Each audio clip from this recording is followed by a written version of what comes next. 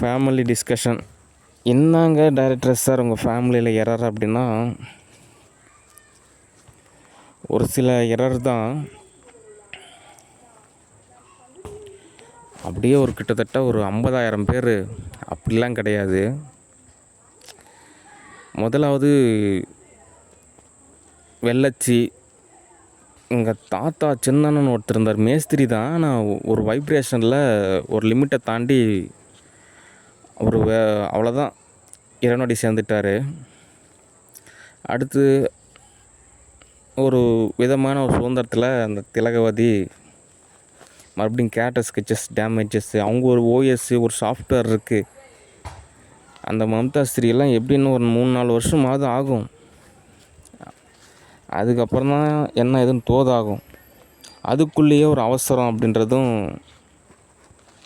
சரியான தீர்வாகாது.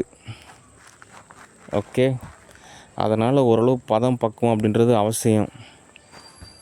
ஓகே, அப்போது இந்த ஆத்ம நிலையை பொறுத்த வரைக்கும் என்ன தீர்வு அப்படின்னா, அவங்ககிட்ட தான் இப்போ டிவி இருக்குது, ஒரு லேப்டாப் ஒன்று வாங்கிட்டு ஆன்லைன்லேயே நிறையா கோர்ஸ் படிக்கலாம், நிறையா விஷயம் தெரிஞ்சுக்கலாம், புக்ஸ் படிக்கலாம். இப்படி தான் ரெடி ஆகணும். அதுதான் தீர்வு. நானே எல்லா விஷயத்தையும் சொல்லித்தரதுன்றது தோதாகாது. அப்படி தோதாகிற மாதிரி ஒரு சூழ்நிலை அமைஞ்சிருந்தது அப்படின்னா, இந்நேரத்துக்கு ஓரளவு எல்லாம் வசதியாவது எனக்கு கிடச்சிருக்கும். ஏன்னா ஊருப்பட்ட கடிதம், ஊருப்பட்ட தகவல், அது தோதாகலை. அதனால் ஒரு பதம் பக்குவம் அப்படின்றது அவசியம். ஓகேனா இருந்தாலும் ஒரு நல்ல ரிசல்ட் இருக்குது. கேஷ் அப்படின்ற ஒரு கான்செப்ட்டு, ஒரு விதமான அருகில் இணைவு அப்படின்ற மாதிரி ஒரு நிகழ்வில் ஓரளவு நமக்கு நிறையா விஷயம் தோதாகிறதுக்கு சான்சஸ் இருக்குது. ஆனாலும் ஒரு கேஷ் அப்படின்ற ஒரு விஷயத்தில் நம்ம நிறையா விஷயம் தோது பார்த்ததுக்கப்புறம் தான் தோதாகும். ஓகே, சரி. அடுத்து எங்கள் அத்தை மகேஸ்வரி, அவங்க நல்ல கேரக்டர் தான். ஆல்ரெடி ஓரளவு சுமூகமான ஒரு நிகழ்வு தான். அடுத்து ஒரு நிகழ்வு,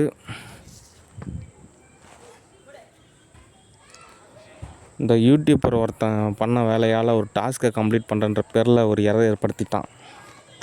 அது ஒரு அளவு ஒரு 1 இயராவது தோது பார்த்துட்டு எல்லாம் தோது பார்த்துருக்கணும். அவசர அவசரமாக தோது பார்க்கவும் அது ரியாலிட்டியாகவே ஒரு எரராக இருக்குது. அது எப்படி சால்வ் பண்ணணும் அப்படின்னா, முதலாவது ஈசா ஃபவுண்டேஷன் டிஸ்கஷன். ஈசா ஃபவுண்டேஷனை பொறுத்த வரைக்கும் ஆல்ரெடி நான் கொடுத்த காசு உங்களுக்கு போதுமானது. இனிமேல் டெபாசிட் ரெசிப்ட் கேஷ் கேட்காதீங்க. அடுத்து சத்குரு பொறுத்த வரைக்கும் ஆல்ரெடி புக் பண்ண மூவிஸே போதுமானது. இனிமேல் மூவிஸ் எல்லாம் புக் பண்ண போகிறது கிடையாது. இருக்கிற நிகழ்வு எல்லாத்தையும் சரி செய்யணும். ஓகே, அடுத்து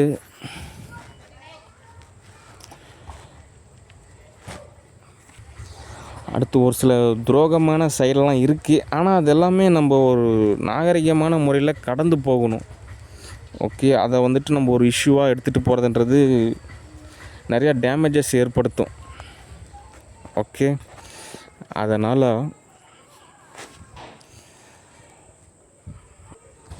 எலெக்ஷன் அப்படின்றது ஒரு சாதாரணமான ஒரு விஷயம்.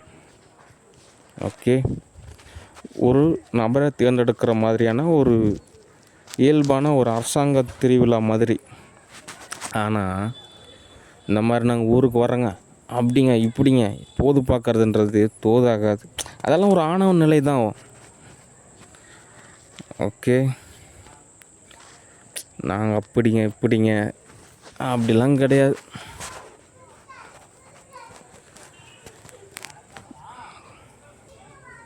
அதனால் சில விஷயத்த நம்ம சொல்கிறதுன்றதை விட அனுபவ ரீதியாக உணர்ந்து அது ஒரு செயலால் தான் தீர்வு அப்படின்றது தான் சரி. ஓகே, ஆனால் இனிமேல் எரர் ஏற்படாமல் நம்ம தோது பார்த்துக்கணும். இனிமேலாவது உஷாராக இருக்கணும். யாரையும் அனாவசியமாக அவ்வளோ சீக்கிரம் இன்வால்வ் பண்ணக்கூடாது. இன்வால்வ் பண்ணாலுமே தேவையில்லாமல் கம்பெனி, ஸ்டூடியோ எல்லாத்தையும் இன்வால்வ் பண்ணக்கூடாது. கேஷ் அப்படின்ற ஒரு விஷயத்துலையும் இன்வால்வ் பண்ணக்கூடாது. ஏன்னா கடைசியாக ஜீரோவான மாதிரி ஆகிடுச்சு. நான் நிறைய விஷயம் தோது பார்த்தேன். எப்படியும் ஒரு ஃப்ரிட்ஜ் வாங்கிடலாம், வாஷிங் மிஷின் வாங்கிடலாம், எல்லாமே ஓரளவு தோது பார்த்துட்டு அடுத்த நிலைக்கு உயர்ந்து போகலான்னு நினச்சா கடைசியில் எல்லாமே ஓரளவு ஜீரோவாக மாறிடுச்சு. அதுக்கு பழமையான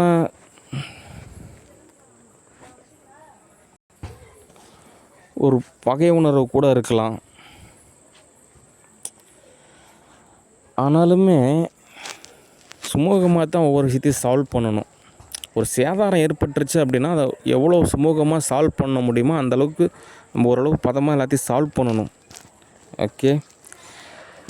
அதனால் ஆல்ரெடி கரப்பான்பூச்சியை பொறுத்த வரைக்கும் ஒரு 45 வயசில். ஆனால் எனக்கு என்ன தோணுது அப்படின்னா, நான் ஒரு டைரக்டரு, நான் சம்பாதிக்கிறேன். சம்பாரித்த காசை நான் எல்லாமே ஓரளவு தோது பார்த்து வச்சுருக்கேன். எந்த எரருமே அப்படின்ற மாதிரிலாம் கான்செப்டே கிடையாது. அப்படின்றப்போ நான் சம்பாதிக்கக்கூடிய தொகையை ஓரளவு கொடுக்குறேன். எல்லோரும் ஒரு சந்தோஷமாக வாழணும்னு தான் நான் நினைக்கிறேன். ஆனால் அதில் எதோ எரராக இருக்குது. ஓகே. இவனை தனி முறையில் டீல் பண்ணணும் அப்படின்னா அந்த பாசம், நேசம், அந்த அன்பு எல்லாமே இருக்குது. ஏன்னா ஒரு சகோதரர். ஆனால் அதே அளவுக்கு ஒரு நேசம் நிச்சயமாக அவனுக்குள்ளேயும் இருக்கும்.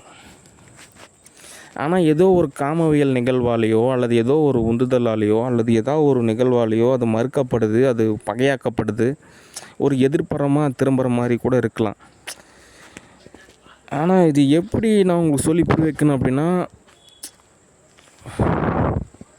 ஒரு நபர் இன்னொரு நபரை வந்துட்டு நான் உங்களை என்ன வேணால் பண்ணலாம் அப்படின்ற மாதிரி ஒரு கான்செப்ட். ஆனால் இதே வல்லரசு நாடு அப்படின்னு நினச்சாங்க அப்படின்னா நியூக்ளியர் வெப்பனை பயன்படுத்துவாங்க. அப்படின்றப்போ அவ்வளோதான். ஓகே. அதனால் தன்னை விட வலியவர்களை அவங்களா இருந்தாலும் சரி அல்லது ஓரளவு நிலையில் உள்ளவங்களாக இருந்தாலும் சரி ஒரு சமமான ஒரு நிலை இருக்கணும். ஓகே. அதனால் பொதுவான நிலையில் நடந்த தவறுக்கு நான் மன்னிப்பு கேட்டுக்கிறேன்.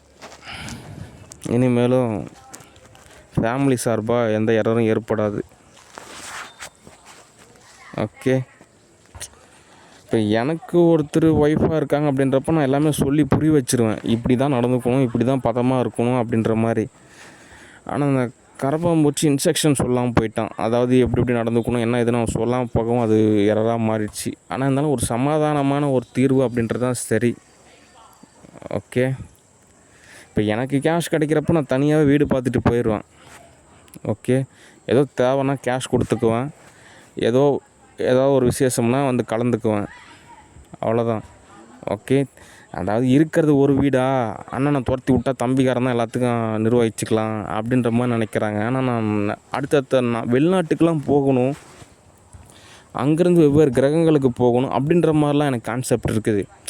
இவங்களுடைய ஒரு குறுகிய மனநிலைக்கு ஓரளவு சேதாரம் ஏற்படுற மாதிரி ஒரு நிலையாக இருந்தாலுமே அது அப்படி கிடையாது. ஓகே. நம்ம சரியான ஒரு நிலையில் தோது பார்க்குறப்போ நமக்கு நிறையா பெனிஃபிட்ஸ் கிடைக்கும். ஓகே. அப்படின்றனால தற்சமயம் கொஞ்சம் அப்படி தான், கொஞ்சம் வசதியெல்லாம் இல்லாமல் கொஞ்சம் போராட்டமாக தான் இருக்கும். ஆனால் இது கொஞ்சம் கேஷ் கிடைக்கிறப்போ ஓரளவு சரியான சரியான நபர்கள்லாம் சந்திக்கிறப்போ அடுத்தடுத்த பெனிஃபிட் கிடைக்கும். அப்போ அப்படின்றப்போ இந்த எரர் எல்லாமே சால்வ் ஆயிரும். ஒவ்வொரு நாளும் காலை பொழுது இனிமையாக இருக்கும். ஒவ்வொரு நாளுமே இனிமையாக இருக்கும். எந்த எரருமே இருக்காது. ஒவ்வொரு நாளுமே ஒரு நல்ல ஒரு நிறைவான மகிழ்வான ஒரு தரமான ஒரு நாளாகவே இருக்கும். ஓகே. நமக்கு கேஷ் தேவை, சரியான இடம் தேவை, சரியான சூழ்நிலை தேவை, சரியான நபர்கள் தேவை. அவ்வளோதான். ஓகே. அதனால் எல்லாமே சரி செய்யலாம். ஒவ்வொரு படியாக தான் தோதாகும். அவசரப்படாதீங்க. ஓகே.